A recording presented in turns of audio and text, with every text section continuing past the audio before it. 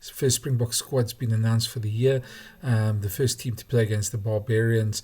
It's just great to see announced 4 uncapped players in the squad, a host of very seasoned campaigners, and the Boks have been quite clear that they want to make this a proper test match, not a Barbarian style game. And while the Barbarians have got some quality, and we'll get into a separate video about who they've brought along, the Boks are certainly looking at this as their start of their season. It's something that was echoed, something that Rassie said this past week, that he wants the game to be played as a test match. It's the beginning of the Springbok season. They need it to be played as a test match. They need it to be a good sort of preparation for the tests that are coming. And this certainly vindicates that. Rassie did say last week that he'd be looking at giving a lot of the Japanese-based players a go. Of course, the Bulls aren't there. The Bulls players that were involved, they're not there. And the players that were involved in the English finals from Leicester and Bath are also not there in the squad as well. But still a formidable side. As I say, 4 uncapped players. You're looking at Asinathi and Ntlabakanye and Vincent Tshituka both making their debuts in the starting lineup. And you're looking at, of course, Ntlabakanye coming off the bench as well. And Magnus van der Merwe, who's had a wonderful season for Scarlets, making his debut on the bench. But let's have a look at the team first, and then we can go into a bit more discussion about that.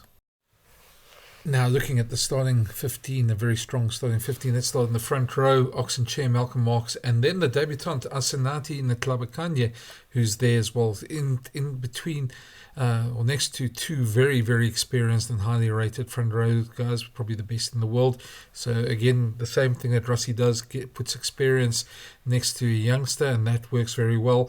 Jean Klein, who hasn't played for the Boks since the World Cup, he was injured last year. He's back. Lua Diago, who's obviously also injured for an entire year, is back as well.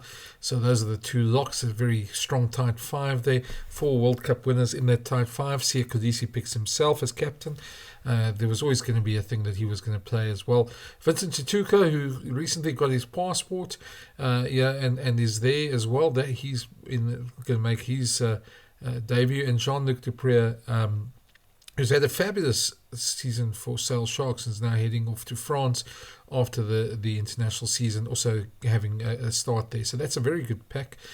Maybe a few of the more experienced guys rested, and Rassie did say this week, last week, that he's looking to give some of the 7 or 8 new caps through the tests, and some of the 7 or 8 season guys, 7 or 8 games as such, through the season, so that they spread the load as well, and that they also get the younger guys to get some new caps as well. Looking at the backs, Morne van der Berg gets another cap for him. He was involved last year. Sasha Feinberg and Ngomazulu, no surprises there. He was rolled out to the media last week, so we sort of expected him to be there. And then Kurti Arendse and Colby, both in Japan. Jesse Krill and Damien Delenda, both in Japan as well. Damien spoke about how good they are mates in Japan and how they see each other a lot. That's really a great, it's a very settled backline. It's what Rassie wants, a very settled backline there. Apalele Fassi, who's now the heir apparent to Willie Leroux, who'll get another chance at 15 as well. And so that's the starting lineup. Very, very strong side still. And a couple of youngsters, or a couple of guys with less caps getting a chance as well.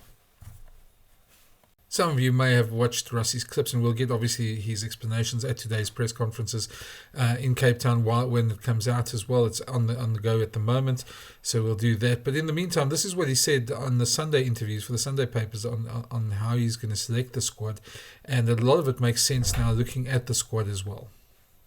No, I think the big thing is, we didn't in the past really concentrate while we were playing 2 years out from the World Cup. Probably in 2018 we started building for 2023, but then we won in 2019, we won in 2023, and sort of you think, how many players can you give opportunity that will win your World Cups eventually?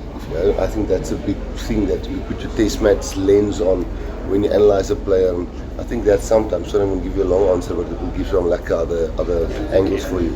So when a player, it's very difficult to judge a player if he's playing for the Bulls, Sharks, Lions, or in a Japanese club, because you don't actually know what that player has been coached.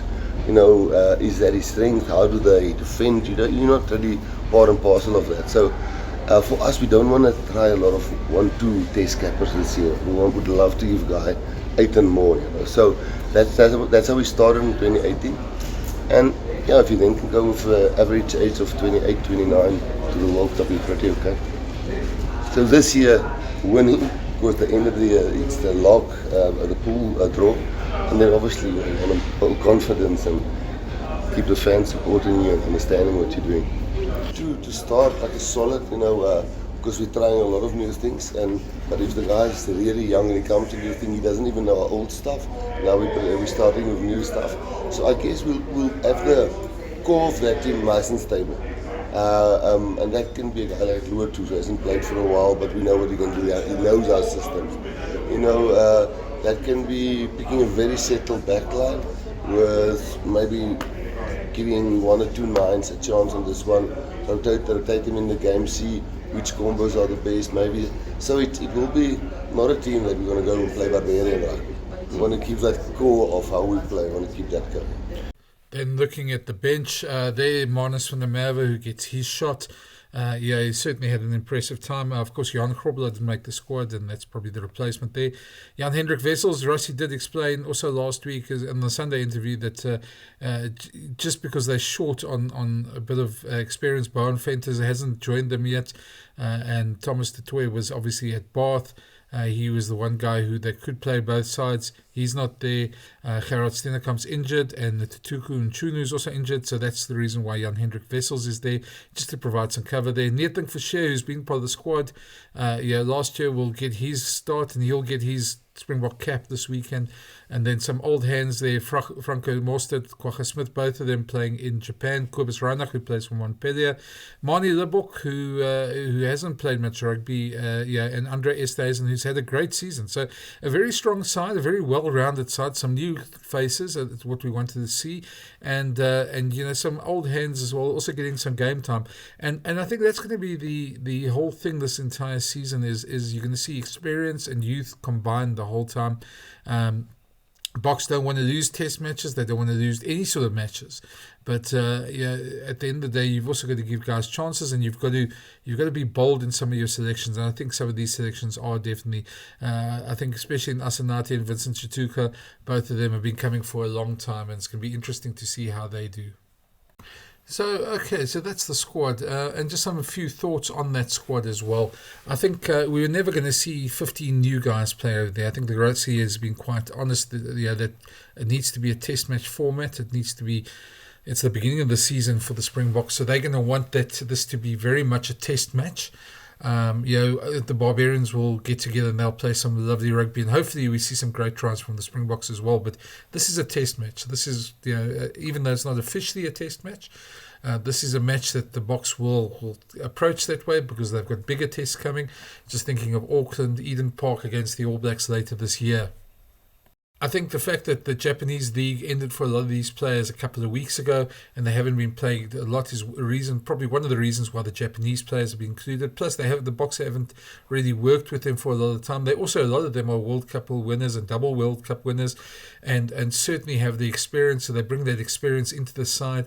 I think the combination's pretty decent. You're going to see some good youngsters alongside. Some more very, very experienced hands, and we're going to see this carrying on. So I think we'll see a lot of the guys in the squad getting their chance. I think the success story of probably the season has been Marnus van der Merwe, who was at the Cheetahs and then went away to Scarlets, and although we knew Rassie rated him, we didn't actually think he would be in the Springbok squad this quickly. So he's certainly sort of come out of nowhere to get his, and well deserved after a great season with the Scarlets. Asanati Ntlabakanye has been somebody who has been exceptional over the last couple of years. His work rate off the ball, if you actually look at it, anybody who watches him closely will see that he does as much work as the loose forwards. And for a guy in such a big frame, that's something special.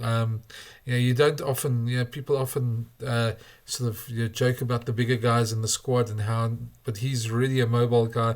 His scrumming is going to be interesting. He'll be tested up front, that for sure. But he's alongside two very experienced players and two very experienced locks behind him, so he shouldn't really have too much of a problem. He's setting up for a platform for success, and I hope we already see him that way. You look at that loose trio, of course, and Jean-Luc Dupré, I just want to make a point there. He's been somebody who's been around for a long time, has really soldiered on there for sale.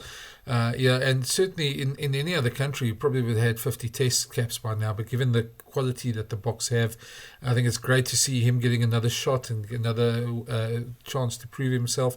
He's been around a long time on the fringes, and certainly somebody who definitely needs a chance. Sia will be playing 6, as Rassie said last weekend.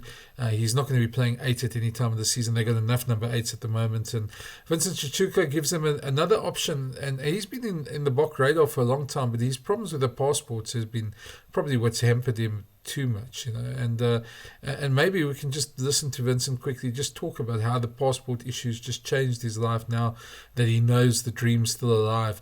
He's certainly somebody that's going to be motivated. We'll probably see his brother Emmanuel at some point to also become a Springbok. I can't see that not happening. He's certainly a talented enough player, and he'll certainly get there at some point. But Vincent has been rather open about how he wanted to play for the Boks, and he also gives the Springboks a different line-out option. So let's just hear him quickly on his Sunday interview the other day talking about just being able to keep that dream alive through the passport. It's been surreal, to be honest, like nearly a dream come true. So much so, like, I take it in every day. I still take it in every day. It's honestly an honor and a privilege and a blessing to be here as well. So for me, it's everything. You think of these and you think of these moments like, one day.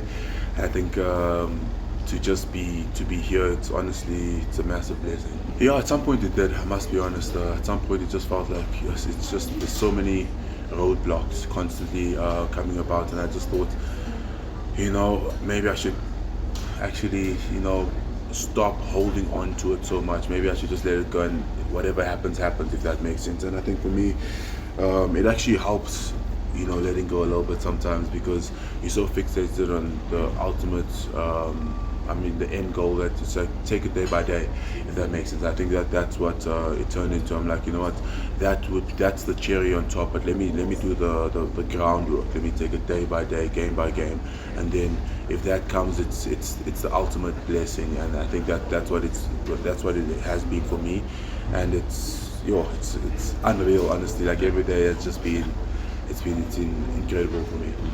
Looking at the rest of the back line, it's a very settled back line. Damon Delenda spoke to us the other day, and the video is also on the channel here somewhere. You can have a look at it, about how he and Jesse obviously are such good friends that they meet in Japan for dinner and spend a lot of time together, and their partnership really flourished last year, and Jesse was playing some of the best rugby of his career last season. So that's the centre pairing is fine. I mean, we all know the prowess of the two the two wingers, Ches and Colby and Kurt Diarra, so they can cut teams to shreds if they get given the chance, and I'm sure they're going to try on Saturday as well. And then, of course, Apelele Fassi at the back there. You look at the bench, certainly some new caps, and Ethan Kofashia and Manus van der Merwe will get their shot as well. Jan Hendrik Wessels was introduced last year, so he's no stranger to it. He's had a great season with the Bulls as well.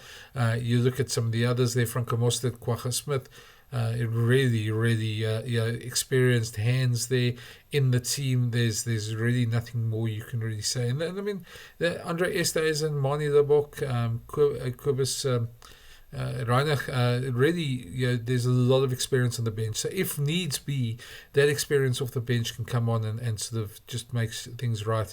It's difficult to know what the Barbarians are going to pose as in terms of a challenge. We know that they'll probably play a lot like Robbie Deans has in Japan, with his team in Japan at Panasonic. But Lutiaga and Damien are both play there as well, so they'll have shared a couple of secrets with the Springboks as well, so it should be an entertaining game. But guys, it's exciting. It's the start of the international season, and can't wait till Saturday. So if you haven't already, hit that subscribe button and leave your comments below. What do you think of the squad? Do you think, is there somebody you'd like to have seen? I think you should realize as well that all the guys in the Springbok squad that they're working with will get a chance at some point in the season as well, and some of them will get more chances than others. So this is the first squad, and that's it for this video. Remember to leave your comments and subscribe, and chat to you later. Cheers.